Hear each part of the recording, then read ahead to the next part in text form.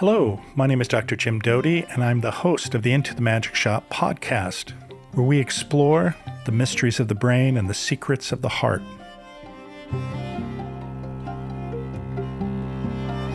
Hi, this is Dr. Jim Doty, host of the Into the Magic Shop podcast. My guest today is Kyra Bobinet, MD, MPH, who has spent decades studying the neuroscience of behavior change as a physician, public health leader, healthcare executive, and behavioral change expert. She trained at UCSF as a physician and received her master's in public health at Harvard. Today we're going to discuss her latest book, Unstoppable Brain, where she will share her insights into why one size doesn't fit all in regard to behavioral change, but more importantly, how our success-driven society can lead to the deterioration in one's mental and physical health. We'll also discuss her groundbreaking synthesis of the latest neuroscience on a small part of the brain called the habenula, which has profound influence on motivational behavior, adaptation, and reward processing. And Dr. Bobinet's emphasis on the importance of compassion, especially to oneself, is a key component when one wishes to achieve lasting change.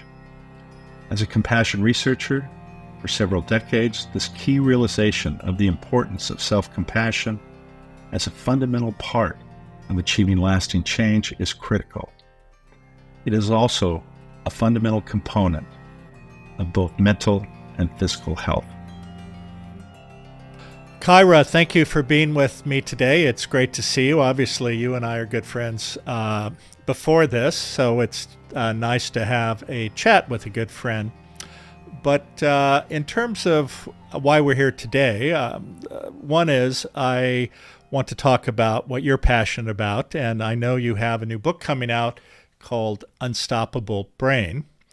But as you know, who we are today is a manifestation of our past, or frankly, the baggage we carry from our past. And usually what I do is ask guests to share a little bit about their past, which informs who they are today and their interests and what drives them. So maybe you could give us a little bit about your own background. Yeah, thank you. So I'm the daughter of two very interesting people that were very different from one another and didn't stay married throughout my childhood. So on my mother's side, I'm Ojibwe, and she was an Indian boarding school survivor and PTSD survivor. And so I'm a daughter of somebody with PTSD. And we could talk about like all the sort of neuroses of that. I have many. Yes, I have many myself. Yes, we might match cards on that one. Yes. And then my father had, I really didn't appreciate it at the time because he was such a hardworking and in some ways successful person.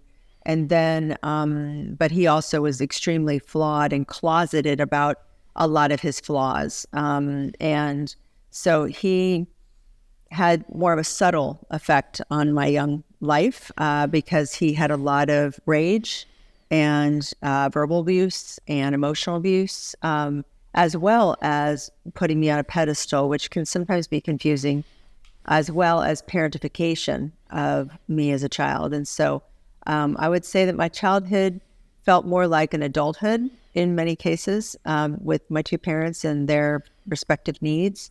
And I think that how that has really had me focus as an adult is just behavior change and healing, just at writ large. I've just kind of gone down the rabbit hole following the question of like, what does that take?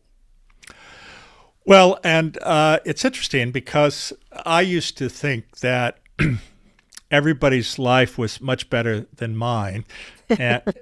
And oftentimes I would look at people who externally appeared to have it all together. And then I realized that the vast majority of people don't at all. And in fact, they suffer from a lot of trauma. And of course, the trauma, unless you become aware of it, it impacts every decision you make, every relationship you have.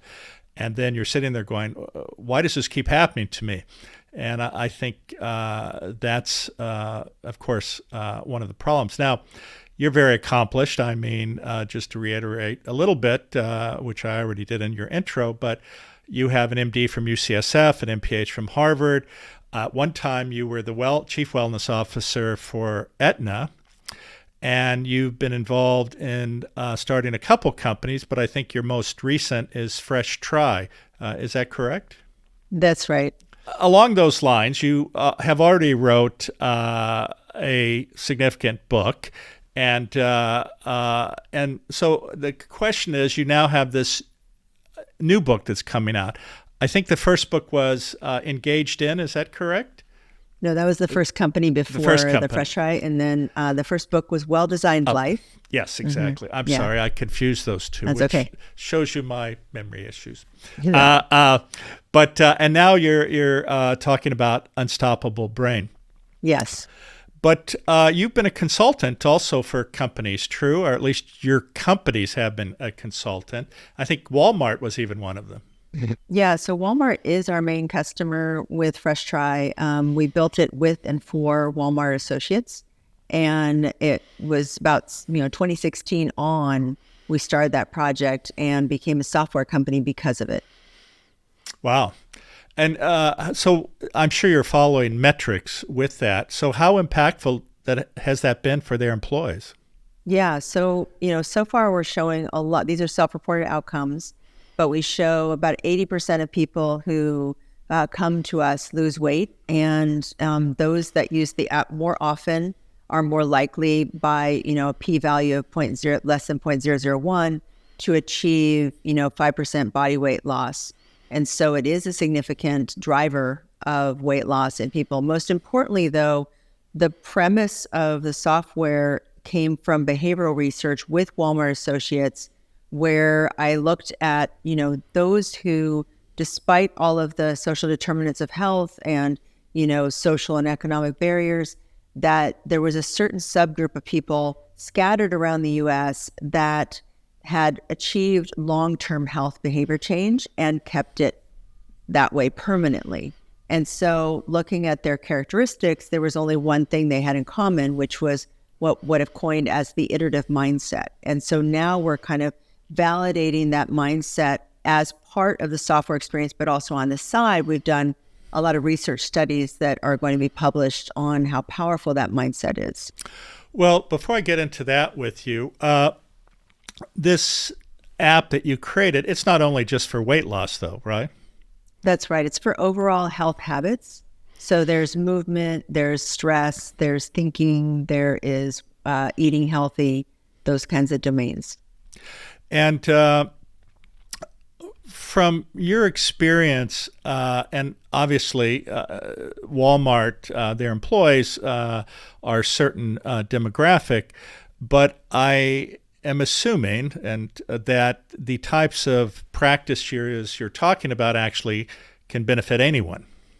That's right. And I think that, as the conversation moves away from just weight and obesity and that kind of thing to health and health habits, this is an important inflection point, because before this, software and everything that I had seen before and that I had also tested and tried when I was at Aetna and even created when I was at Aetna, everything in that category before this was using something called performance mindset, which is where you set a goal, a SMART goal usually, and then you track against that goal, and then voila, you get the permanent results. But that never happens. And so I was like distracted by the relapse rates on using those methods, and I kept trying to make them work. And then, finding this natural existing mindset in the Walmart associates in the field that was associated with long-term behavior change was the game changer for me as a clinician and as an intervention designer, trying to get whole populations of people to get healthy. And so I think it gives us a real beacon of hope now, where we've kind of run aground on all of this goals and tracking and relapse kind of things. Yeah, I mean, you simply need to look at the diet industry to see how maladaptive these methods are that we have traditionally been using to, quote unquote, lose weight. And, that's right. The sad thing is, of course, that And in fact, I think it also relates to general health is there's a subset of people, and I always say it's the reformed reformer, right? They go and are able to do it for whatever motivated them or to do so. And then they go around trumpet how if you didn't do it, you're a loser. And of course, there's this whole negative aspect if you are not able to achieve your goals. And as we know, even from what we've seen with these different medications to lose weight, these injectables that we're seeing used so often, a lot of it doesn't necessarily have to do with you. I mean, there's some people who just aren't able to lose weight, but it's not because of them or a lack of willpower. That's right. That's right. And what we've done is like looked at the driving actions within the iterative mindset. So there's like assess, which is like neutralizing failure. We can get into the neuroscience of that. The practice, which is repeating habits until they're automatic. And then there's iteration. And what we found in every single case, whether it's health habits, weight loss, work productivity, whatever it is, it seems that iteration is the game changer in all of those in terms of the correlation with success. So the other things are good to have, but the iteration variable within the mindset, that function seems to be distinctively predictive and protective of long-term change. It's interesting. I recently had a conversation with BJ Fogg, who, of course, we both know. But yes. I think some of this relates to this idea of tiny habits. I think that tiny habits is a great innovation. I mean, BJ is incredible as a mentor and as a thinker. And his strength is to streamline things because he came into a world where all these SMART goals were like super, super complicated. And he really streamlined that down. And that lowers the probability of failure. But the one thing that it leaves on the table that iteration takes care of every time is directly preventing failure. Because if I can iterate, then I don't fail. I can iterate my way through these things. So making it more doable, making it more feasible with tiny habits and more specific is really, really helpful to mitigate, kind of things that people feel bad about, but it doesn't do, same thing with growth mindset. It has coverage, but it's not full coverage of the problem, which is the failure. Well, that is interesting. You mentioned the growth mindset because many people attach to that and sort of promote that as the solution. But maybe you could go into more specifically what you mean by the term iterative. Yeah, so iterating means to tinker, tweak, experiment with. I first saw this in a patient panel at Stanford, actually, with Larry Chu, Stanford Medicine X, and he had all these people from different disease categories, whether it was liver, heart, diabetes, arthritis, and these were e-patients who were online trying to teach other patients how to be, and to a person, they were all iterating on their disease. So, if I can't get up in the morning because of my arthritis, can I move around a little bit more, or what can I do? So they, one of them, Britt Johnson, was, really kind of said something aha to me in one of her presentations. She said, just like an old man who loves classic cars, I tinker with my body every day to see if I can get her to run or something like that. And so that was like a very different way of looking at disease and also at health.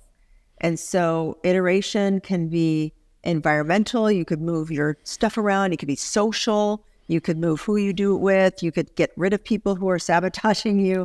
You can, do some things with, making it easier. You can do things with, the time of day or order frequency, those kinds of variables. And so people are just really inventive. And once they learn that that's what they're supposed to focus on is like iterating instead of quitting or instead of failing, then it's amazing how long and how far they take that. Well, I think it also changes the narrative because if it's absolutely prescriptive, you don't feel you have control. And then if you don't perform, you beat yourself up. Versus having, if you want to call it the freedom to iterate, then you can sit there and say, well, that's not working so good. Maybe if I tweak this, it might work better. And in some ways, I think it gives you back your self-agency or a sense that you are in control, not that you have these external aspects telling you what to do. That's absolutely right. Somehow the brain has two sort of perspectives on this, and Carol Dweck's early work on mindsets, she divided the world into performance mindsets and learning mindsets, and growth mindset became her favorite learning mindset to dive into. But, it's almost two different gears. If I'm looking at it from performance mindset, then I'm extrinsically motivated and I'm doing it for you. You being my boss, you being my spouse, whatever, you being society to accept me. But the learning mindsets take you more into self-efficacy, building up that confidence, building up that power and that connection with yourself, and be like, look what I did, and that inventiveness that comes through the instruction of iterative mindset is when it's turned on, it's unstoppable. That's why I named the book Unstoppable Brain, because it was the only thing in 30 years of studying everything that I found that had the broadest coverage against failure. So let's go from your prior book, Well-Designed Life, to the new book, Unstoppable Brain. I know you and I have had a few discussions about this, but you talk about the habenula, and as you well know, of course, a lot of work over the last 20 years has focused on this, and more recently, but an aspect of it is the realization that this very small part of your brain has a lot to do with motivation, emotions, and it's primarily the lateral part, as I understand it. Maybe you can tell us the relationship in the sense of how that impacts, if you will, some of these aspects of behavior change that are critically important. Yeah, so prior to knowing about the habenula, I found motivation research kind of blah and uninteresting. But in my first book, I found two studies that kind of felt like Reese's peanut butter, the peanut butter and chocolate story, where one of them found that if you think you fail at something, this part of your brain lights up, the habenula. And the other study found out that if they stimulated the brain, the habenula in the brain to light up, the animal lost motivation to keep trying. And so that was kind of like a building block, a fundamental that I was like, okay, so when we try to be healthy, but in any way feel like we're failing, that could be frustration even, light frustration is a form of failure, those kinds of things, then this part of our brain lights up. If it lights up, we'll look out, because then I secretly, silently don't feel like doing that tomorrow. And so that's what I saw over and over again, is that people were great on phase one, like go, like just do it, like start running at it. And then at some point their get up and go has gone up and went, as they say, and their motivation is gone and they don't know what happened. And so looking at this pattern over and over again, what happened is that some sort of failure came into their mind, subconsciously even. They lost their motivation to keep trying. And then the worst tragedy is most people are not compassionate with themselves. I know that's your domain of expertise. And then self-blame is the consequence, because they didn't have like ouch, my habenula went off, it's silent. And so they just say, well, I'm the only culprit there is. I must be to blame for not being a motivated person. Yeah, this seems to be a task negative stimulated response. Right. It's interesting when I observe, we have, of course, surrounded by quote unquote influencers, and it interests me. And there are a couple aspects of this. One aspect is the person who, he wakes up at 4 a.m. and, runs 10 miles, then he weightlifts for a couple hours and he's, saying, this is how to live, buddy. If you don't do this, you're a loser, or certainly gives the impression that you have to live up to this thing. And right. On some level, it's really not fair, because there are some of these people, or some of these individuals, who it is for them. Now, I'm not saying it's easy in any way, and I don't want to imply that, but they have mastered that for themselves. But it doesn't mean that it's either going to happen to everybody, or that if somebody doesn't do it, it's because of their own failures or weaknesses.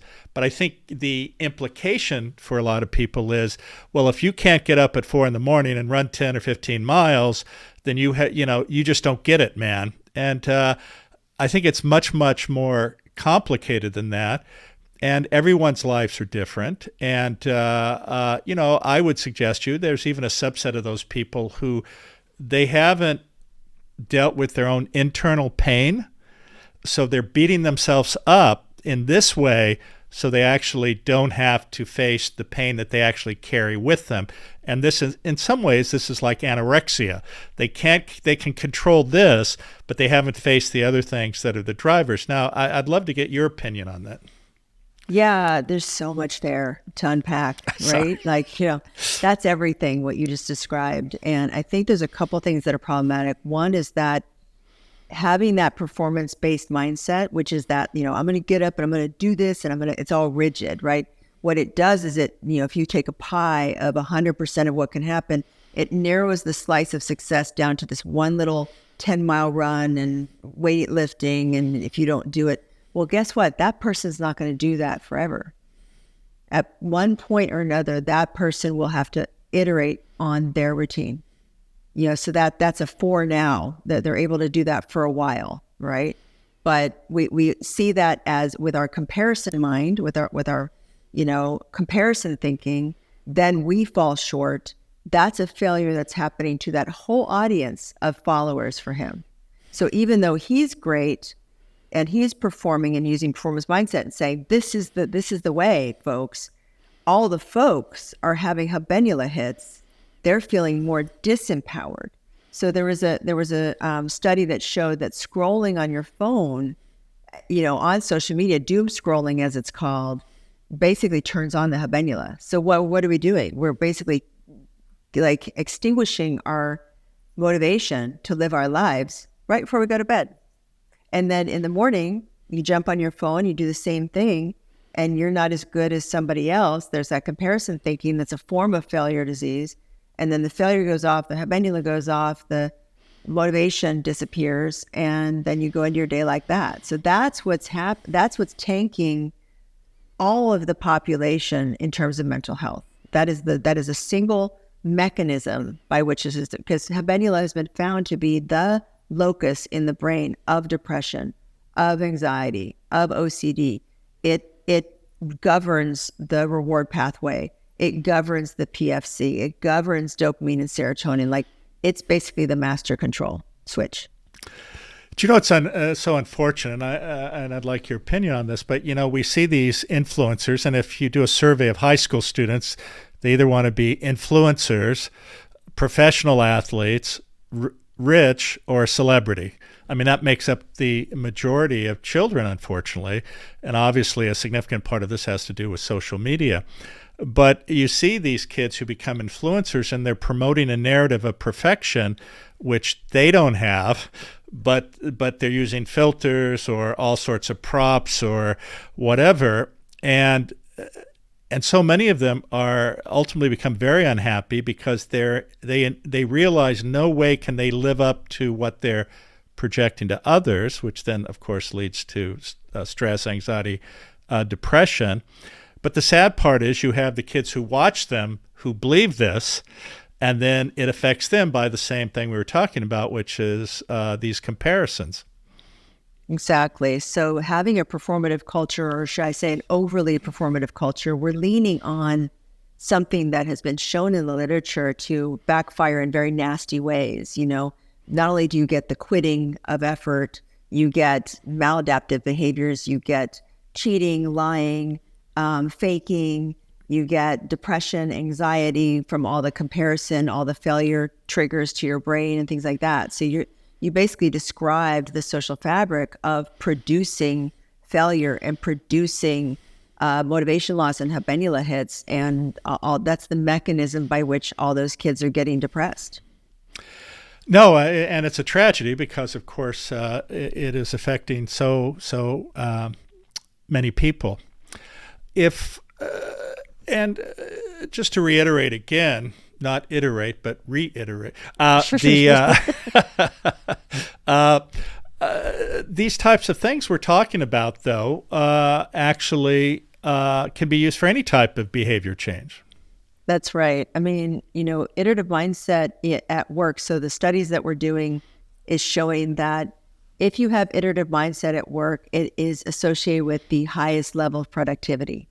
And so it's not the high performers. The high performers are not always, the happiest. They're not always the most productive, right? They're just perceived as high performers because they're really good at brokering a self-image at work, for example. But their true contributors in any company are the iterators. They're the ones with the highest level of iterative mindset. Same thing with health. We did a study where the highest level of iterative mindset was associated with the lowest amount of health risk and best health outcomes. And so, and health habits, the best health habits. And so there's this real hiding in plain sight solution through iteration. And even the guy that you said runs 10 miles in the morning is iterating constantly on his routine, right? That's kind of the secret to his success that he's not talking about because maybe he doesn't have the language or the knowledge around it.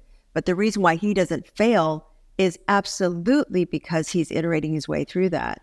So I think if we can really describe that better and actually point out that every famous person you see, every person you look up to, young people, is actually in their heart an iterator. And when they stop iterating and they are only a performer, they get sick. Look at Simone Biles at the last the Olympics. Look at Michael Phelps. Look at these storied people who are the GOAT of their area.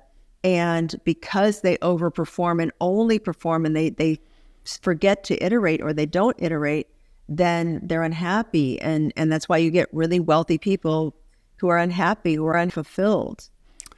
Well, I would add a little bit to that for that last subset of people. I think there are several aspects. If you look at the longevity studies, and of course, I'm sure you're familiar with the 85-year-old Harvard adult development study, I think it's called, although I think most of us call it the longevity happiness study that Bob Waldinger is doing.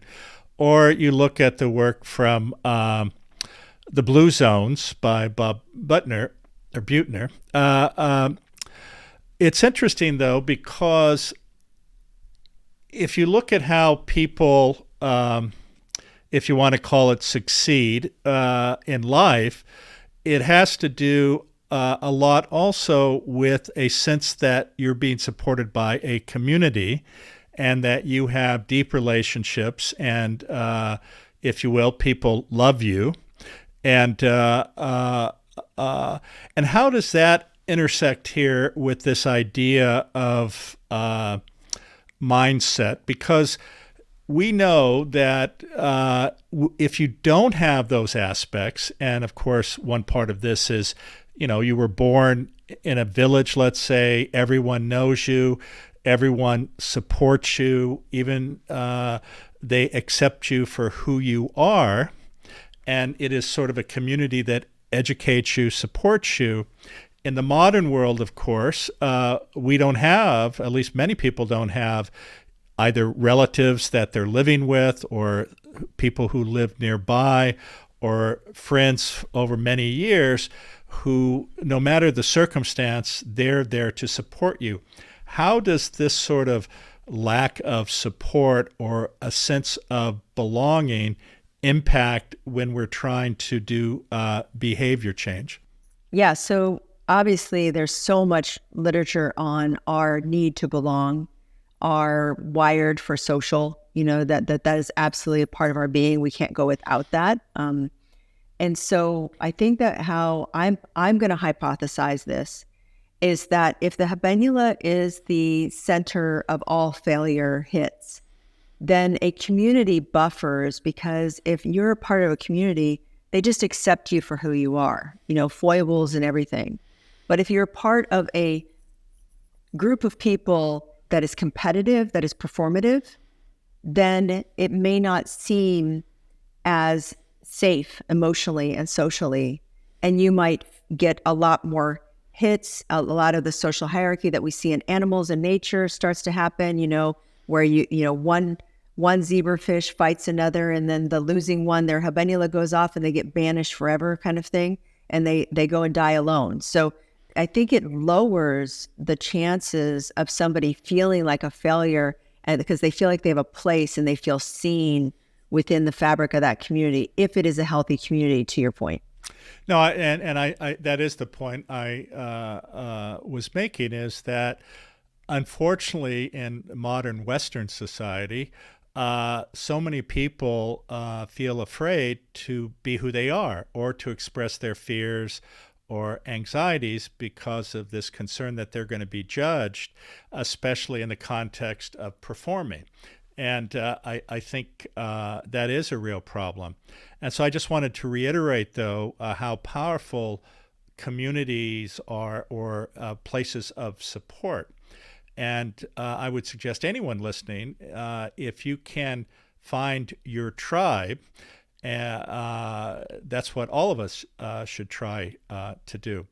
But conversely, let's look at another aspect of this is, as you know, Buddhist philosophy and perhaps other philosophies say that the greatest cause of suffering is attachment and craving. And we see, if you want to talk about performative behavior, people who are so focused on a goal, but and they may achieve the goal, but the question is at what cost? And maybe you can comment on your thoughts about that. Yeah, so I have this in the book around, it's a very simple model, so I'm not sure I'm completely right because, of course, the habenula research is nascent. But as far as I can tell, it's like a sandwich. So the bottom layer is I want to do something good for myself. The next layer is, at some point, because I'm performative or because I don't have the right view, borrowing that Buddhist term, there is a breach and something unusual happens, and I think I failed at it or didn't go as planned. And then the next layer up, the habenula turns on. Then psychic pain. So the habenula has been shown to drive cravings for addiction, numbing, distraction, those kinds of things, because when it goes on, you don't feel right. You feel really bad.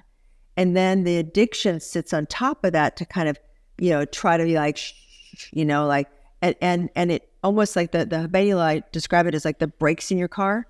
And the dopamine system, the cravings in the Buddhist context that you're saying, is the gas pedal. And so just like in a real car, normally, if you punch the gas and your brakes are good, you're not going to go anywhere. But there was a study in the UK on heroin overdose post-autopsies where they found that young men who had died of overdose didn't have a functional habenula. It was tiny. It was shrunken.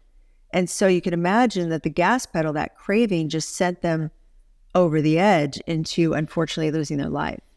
And so I think that is a really good example of how this all kind of knits together with the reward system and the anti-reward system of the habenula.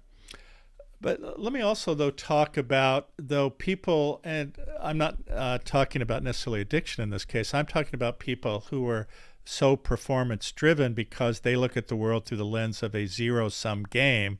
Yeah. I win, you lose, which, to be honest with you, my feeling is this is a great cause of unhappiness, even though by Western societal cultural standards, these people are, quote unquote, a success, and having experienced on some level parts of this because of my own insecurity, shame, pain, I felt driven to accomplish, but at the top of every mountain, I was waiting for all these accolades that would make me feel whole, and there was only emptiness. Absolutely. So I think you're pointing to the folly of overusing performance-based mindsets, and what they lead to is dis-ease, like maladaptive behaviors and dis-ease, the inability to feel right and to feel good. Because, and I'm saying that the mechanism in the brain that's causing that feeling is that you had a habenula event. So even if you had an expectation that if I become this badass, whatever, and you do it, but then it doesn't feel the way you had imagined, then that's a failure, because there's a gap between what you expected and what you actually feel. And then habenula goes off, and then depression and all kinds of things, and then seeking a way to numb that, with cravings as well. So I think it's all connected. It just it's where you're at on the racetrack. Yes, I'm still trying to decide that. The other thing, I'm sure, of course, like me, you're a fan of His Holiness the Dalai Lama, but he says something that if you want to make others happy, be compassionate. If you want to be happy, be compassionate. But one of the things I talk about is that many people, and I think this also gets back to some of our other parts of the discussion about influencers and others, is they have a perception of I, me, this is what I need. And again, I think that's also a false narrative that leads to unhappiness and activation of your habenula eventually. That's right. And more of the, really powerful early social media influencers that have basically burned out and are telling their stories now. And whether it's, they couldn't keep up with the algorithm changes, or all of the likes was kind of like a dopamine hit, and then it becomes an addiction, what they're doing. And they just get me off this treadmill. It's so arduous and it's so inauthentic. So the more that you kind of make up stuff, and it's not really where your heart is at, it's not really at the pace of what you're dealing with. But what you really just triggered off in me also is that compassion is a failure neutralization medicine. That talk about turning off your habenula. If you want to get out of depression, if you want to get out of this psychic pain that the habenula represents, addiction, all those things, the first thing is that compassion, so that you can get out of that hell realm. Well, and I think that is a really important thing for people to understand, because again, in our society, this whole issue of power, position, and money is pushed, and people confuse that with equating with happiness. And right. Then they're sitting there, and on the one hand, we have a subset of the population who achieve nominally those goals, but what you see is that they have to keep promoting that about themselves so that others will look at them. And what they're trying to do is fill the emptiness they have inside, because so many people think they want to be like them, and then they see these people on the yacht or at a exclusive party or driving an expensive car. Now, it's interesting. I've talked about these things before, and somebody said to me, they said, well, no, I understand what you're saying, but I would just like to drive a Porsche and live in the mansion for a little while, and then I could find out for myself. And that's the whole storyline of Freaky Friday, right? Just replacing trading places. Yeah, exactly. So it is an interesting thing, though, that as you said, I do believe that being compassionate, recognizing the suffering of others, is really truly an antidote to so many maladaptive behaviors in modern society. And I think also that when you put your focus outside of yourself to, if you want to say, be of service to others, which is fundamentally what you're doing, is it also makes you realize that what you think you may have wanted or what is important actually isn't. And I think that it gets you out of your ego narrative about what you think you want or how important you want or how important you feel you are, to realize that the most important thing is to connect with others. I think that's a really accessible way to succeed in life and to not to drive oneself out of failure. So basically, this whole performative environment that we're soaking in, that we're swimming in, is set up to disempower us, not intentionally. It just happens to be that way, right? to manipulate us, to make us feel bad about ourselves, to make us feel lonely, all those kinds of things that you've been pointing out this whole time. And, what matters, as I can see it now, that at least I was not trained or focused on enough, is putting out the fires of any thought of failure, neutralizing that, because just like in your house, if you have a fire going, you would do something about it.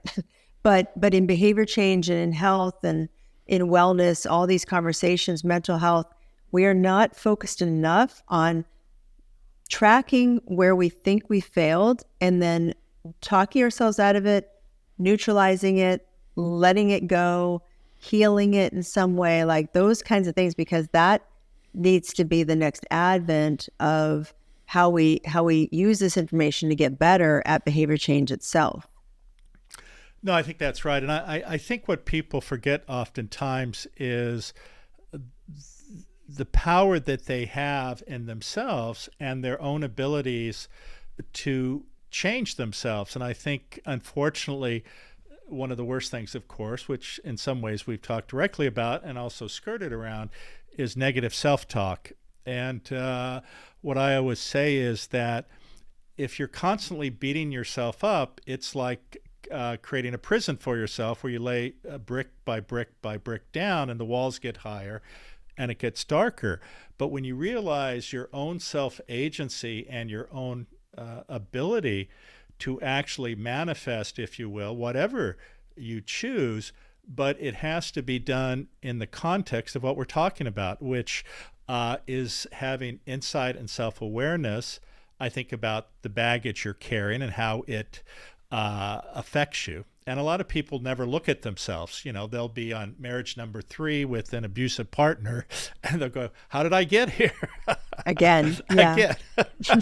And I think sort of understanding what you are creating and what are the drivers of that is an important step in moving forward. And then also understanding that you have self-agency and there's not something outside of yourself that is the determinant. And I think the work that you're doing and what we've been talking about actually are very, very powerful in giving people sort of these tools to turn their lives around. Yeah, I mean, again, I used to create interventions for 33 million people when I was at Aetna. And over again, the performative methods that we were using, SMART goals, goals and tracking, programs that ended, those kinds of things, all backfired, almost to a person. And so we've got to do something different. And I to me, at least where I stand right now, the habenula gives us another way to look at behavior change and what to do and what works. And the negative self-talk, like even I was of the camp that was coming from the prefrontal cortex, which it does live there. It brews there, I should say. But the spigot is the habenula in terms of the actual effects of how somebody feels and whether they can or can't run their life, right? And in a depression kind of sense. And so that to me is real time changing what I want to focus on, what both in myself, my husband and I having conversations. If I procrastinate, which I've had that trouble all my life, I procrastinate. I didn't realize that it was triggered by some fear of failing or some past failure or whatever that just like takes my motivation. I just blamed myself for being a procrastinator. So that's that thing I was talking about where now that we know about the habenula, we're like, oh, my habenula's on. And you have a different conversation. We can have a different solution. We can be creative in a different way. We can iterate in a different way. So I think to me, like those two things are going to change the conversation, the knowledge of the habenula, and then also a focus on iteration, compassion being one, iteration, whatever that is, that Dumbo feather that allows the individual to fly, iteration allows them to find that. And then they'll need another Dumbo feather when that feather wears out. That's kind of how I see it, plain and simple these days. Okay, I periodically design T-shirts. So I've just designed a T-shirt in my head that says, my habenula made me do it. So that... Yes. Or more accurately, my habenula made me not do it. Yeah, right? yeah, exactly. That's it. That's even better. So next time, fresh try. I want to look at your website and see that T-shirt for sale. Let's do it. No, I think we should open a whole store. I was just thinking like another one would be just iterate instead of just do it. Yes. So we have a whole product line to stimulate behavior change. Well, listen, Kyra, what a joy to have you be with me and to see the success you're having and actually these new insights. So for anybody who's listening, I would really suggest you buy Kyra's new book, Unstoppable Brain. I think Forbes has published that. And I know Forbes has published it because you sent me a copy. So thank you so much. And for all of you listeners, thanks for spending a bit of time with us and keep iterating.